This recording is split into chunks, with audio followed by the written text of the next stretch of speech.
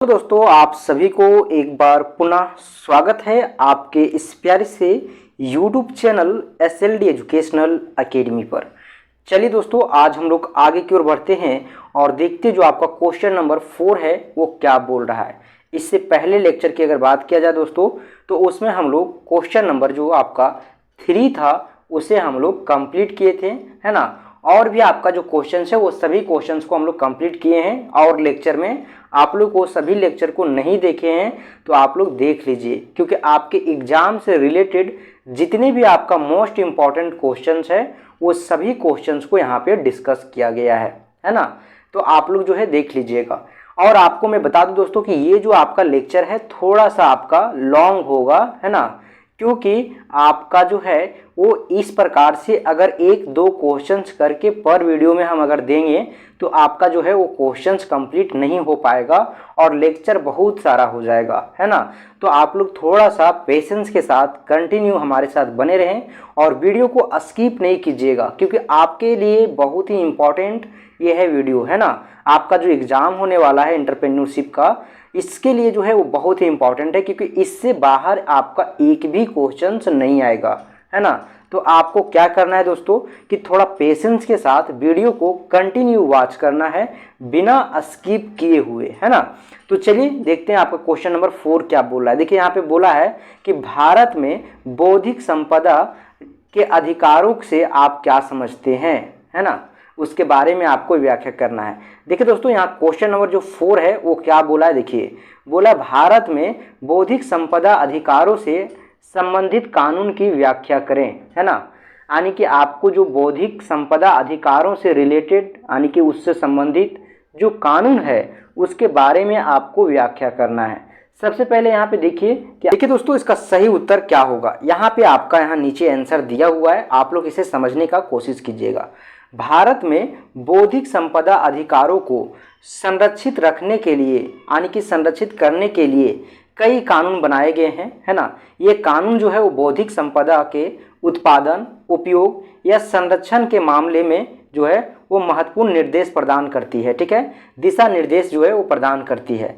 देखिए दोस्तों इसमें आपका बोला है पहला कानून जो है ना, कई तरह का कानून बनाया गया है जिसमें आपका पहला कानून जो है आपका पहला कानून है पेटेंट अधिनियम जो 1970 में पारित हुआ था, है ना। पेटेंट अधिनियम जो है आपका पहला कानून है और ये लागू कब हुआ था, पारित कब हुआ था, आपका 1970 में, ठीक है। यह कानून नए और उनकी जो है आविष्कारकों के लिए जो है वो पेटेंट प्राप्ति की प्रक्रिया और शर्तों को निर्धारित करती है ना। जैसे यहाँ पे आप लोग समझने की कोशिश कीजिएगा कि जैसे आप सपोज मान लीजिए कि कोई जो है वो नया आविष्कारक हो या फिर नया उत्पाद करने वाला जो व्यक्ति हो, तो उसके लिए एक कानून बनाया गया है कि वो आविष्कारक जो है वो पेटेंट का प्राप्ति कैसे करेगा, उसके लिए क्या क्या प्रक्रिया है और किन किन बातों को उसको ध्यान में रखना है, उनके लिए जो शर्त है वो तमाम शर्तों के बारे में इस कानून में जो है वो व्याख्या किया गया है आपका पेटेंट अधिनियम में। उसके बाद आपका दूसरा कानून है यहाँ पे देखिए कॉपीराइट अधिनियम, ठीक है। कॉपीराइट अधिनियम जो पारित हुआ है, यह कानून लेखनिक, ठीक है, लेखनिक कार्यों, फिल्मों, संगीत या फिर अन्य कला साधनों में जो है वो संरक्षण की प्रक्रिया को विनियम करता है, ठीक है। देखिए इसका बोलने का मतलब ये है दोस्तों कि ये दूसरा जो कानून है वो है आपका कॉपीराइट अधिनियम, है ना। कॉपीराइट अधिनियम दिया गया है, ये एक्ट है ना, 1957 में ये पारित हुआ था। यह कानून जो है वो लेखनिक कार्यों के लिए, ठीक है, लेखनिक कार्यों के लिए, फिल्मों के लिए, संगीत के लिए, है ना, या फिर अन्य कला साधनों की संरक्षण की प्रक्रिया को विनियम करता है, ठीक है। देखिए दोस्तों जैसे आपका फिल्म है, संगीत है, ये सभी जो आपका कॉपीराइट जो दिया जाता है, जैसे आप किसी का जो संगीत है उसको आप चोरी कर लिए, है ना, तो आपको जो है वो कॉपीराइट दे सकता है, ये अधिकार है उसको, ठीक है, जिसका, ठीक है। ये इसलिए है क्योंकि कला साधनों को संरक्षण की एक प्रक्रिया प्रदान करता है आपका कॉपीराइट, ठीक है। उसके बाद देखिए आगे की ओर बढ़ते हैं। यहाँ पे देखिए तीसरा जो कानून है वो है आपका IPR, ठीक है, अधिनियम।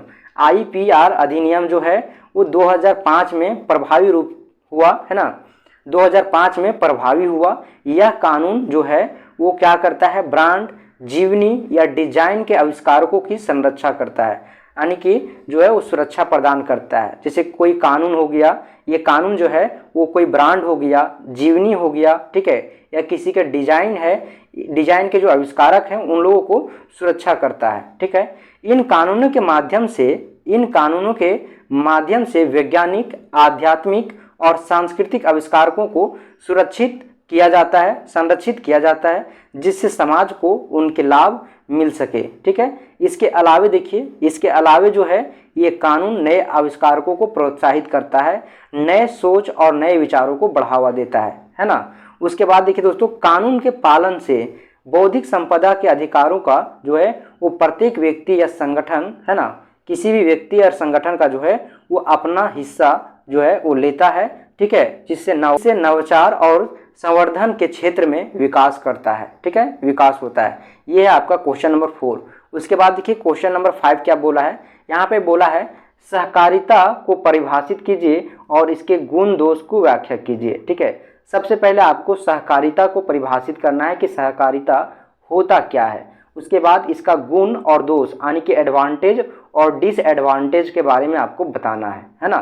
तो देखिए दोस्तों, इसका उत्तर क्या है यहाँ पे, सहकारिता एक समाजशास्त्रीय सिद्धांत है जो सामाजिक और आर्थिक उत्थान के लिए, दोस्तों की जो सहकारिता है एक समाजशास्त्रीय सिद्धांत है, ठीक है, थ्योरी है, जो सामाजिक और आर्थिक उत्थान के लिए व्यवस्था किया गया है ना।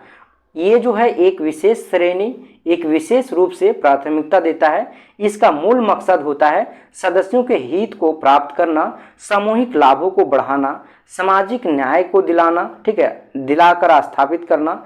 और सहकारिता एक जो है वो समृद्ध समाज के निर्माण में महत्वपूर्ण भूमिका निभाती है, जहां सदस्यों का साझा स्वामित्व, सहयोग या फिर सहायता के आधार पे, ठीक है, सहायता के आधार पर जो है वो समृद्धि का लाभ होता है ना। उसके बाद देखिए दोस्तों, इसी में आपका पढ़ना था कि आपका जो है वो सहकारिता का गुण क्या है।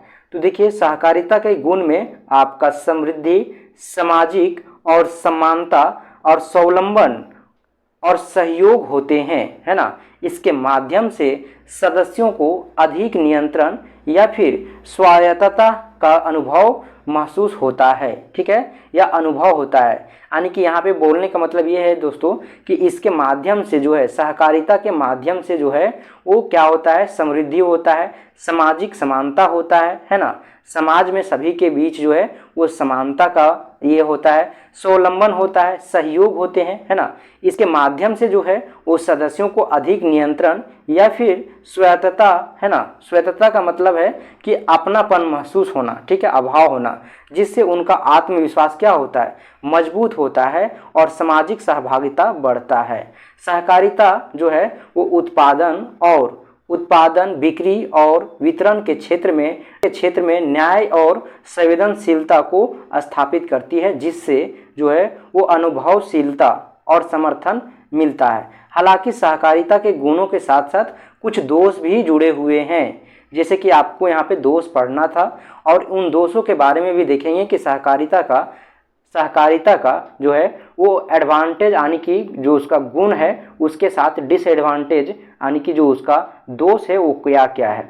देखिए, उच्च निर्देशात्मक संगठन निर्देशकों की अधिकतम सत्ता, ठीक है, और असंतुलित सदस्य जो है उस समूह या दोष की उत्पत्ति कर सकते हैं। कई बार सहकारिता में जो है वो विशेष स्वार्थ या फिर प्रत्याशिता व्यक्तिगत पहलुओं के कारण संगठन का उत्थान हो सकता है, जो सामूहिक लाभ को कमजोर कर सकता है, ठीक है ना, जो है सामूहिक लाभ को जो है कमजोर करता है। इसके अलावा विभाजन, असमान अवसर, संरक्षण की कमी भी जो है सहकारिता का दोष के रूप में उभर सकते हैं। ये सभी आपका सभी आपका क्या है, दोष है, ठीक है। उसके बाद देखिए, तो इस प्रकार से ये देख सकते हैं। उसके बाद देखिए, सहकारिता के गुणों को प्रोत्साहित करते हुए दोषों को संशोधित किया जा सकता है, ठीक है।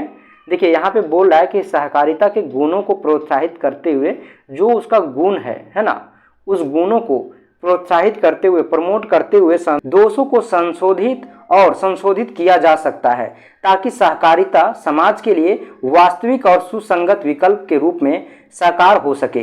देखिए बोल रहा है दोस्तों कि जो इसका गुण है ना, इस गुण के माध्यम से जो है वो प्रोत्साहित किया जा सकता है, प्रमोट किया जा सकता है, और जो दोष है उस दोष को जो है संशोधित किया जा सकता है, ताकि सहकारिता जो है वो समाज के वास्तविक और सुसंगत विकल्प के रूप में साकार हो सके, है ना। यह जो है वो सामूहिक सामाजिक निष्पक्षता, सहयोग और विकास को बढ़ावा देता है ना, बढ़ावा देता है, जिससे समृद्धि और सामाजिक न्याय का जो है वो नवीकरण होता है। देखिए दोस्तों, इसी तरह से जो है वो आपका और भी क्वेश्चंस है ना। चलिए दोस्तों, फिर मिलते हैं एक नए वीडियो में, तब तक के लिए आप लोगों को बहुत बहुत धन्यवाद। इसी तरह हमारे साथ कंटिन्यू बने रहें।